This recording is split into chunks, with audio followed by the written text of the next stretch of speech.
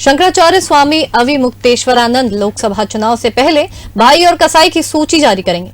भाई और कसाई को परिभाषित करते हुए उन्होंने कहा है कि जो दल गोहत्या रोकने की दिशा में कोई कदम नहीं उठाते वो कसाई की सूची में डाले जाएंगे। जो दल गोमाता की संरक्षण करेंगे वो हमारे भाई हैं।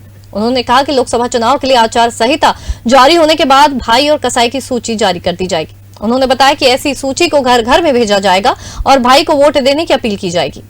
शंकराचार्य अविमुक्तेश्वरानंद ने कहा कि छत्तीसगढ़ धर्मभूमि है, यहाँ आना अच्छा लगता है। आज संत समागम का शुभारंभ हुआ है। राजिम कुंभ को कुंभ कल्प कहा गया है।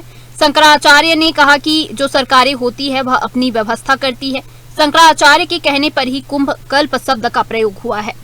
कांग्रेस और भाजपा दोनों ही सरकारें प्रदेश की पहचान स्थापित करना चाहती हैं। राजनीतिक दलों को गौ हत्या बंद करने का संकल्प लेना चाहिए। लोकसभा चुनाव के पहले ही गाय को राष्ट्रमाता का दर्जा दिया जाना चाहिए।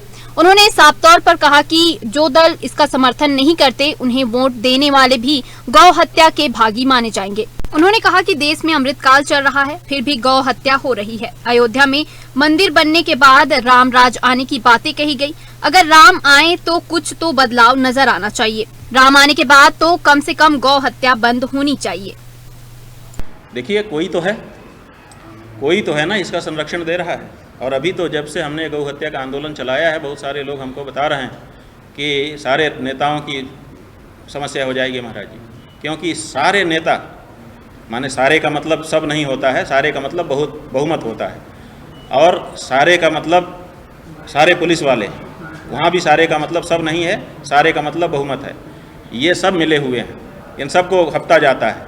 जो लोग ये कार्य करते हैं वो अपनी कमाई में से कुछ न कुछ सबको लिफाफा बना के रखे रहते हैं, सबको दे देते हैं, ऐसा कहा जाता है। एक इंस्पेक्टर रिटायर्ड होकर के हमारे पास आया और आकर के उसने कहा कि महाराज जी हमको प्रायश्चित बता दीजिए। हमने कहा प्रायश्चित बताने के लिए ज़रूरी है कि अपना पाप तुम बताओ। तो उसने कहा कि मैं इंस्पेक्टर था, अमुक अमुक थानों में इतने साल तक पोस्टिंग में थे और वहाँ पर गाय की जो गाड़ियाँ हैं उनको छोड़ने के लिए 2000 रुपया पर गाड़ी मैं वसूल करता था। हम कहते हैं कि धर्मांतरण पहले हो रहा था, आपने बताया, बहुत अच्छी बात है, ये तो नहीं होना चाहिए। अब आपके पास सरकार है, आप कड़े से कड़ा कानून लाओ। हम सबसे जो सहयोग चाहिए वो भी मांग लो, ले लो, तत्काल नगद दे देंगे हम, और उसको बंद कर दो।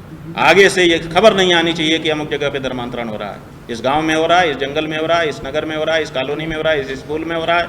ये जो समाचार आते हैं ये समाचार बंद करके दिखाओ।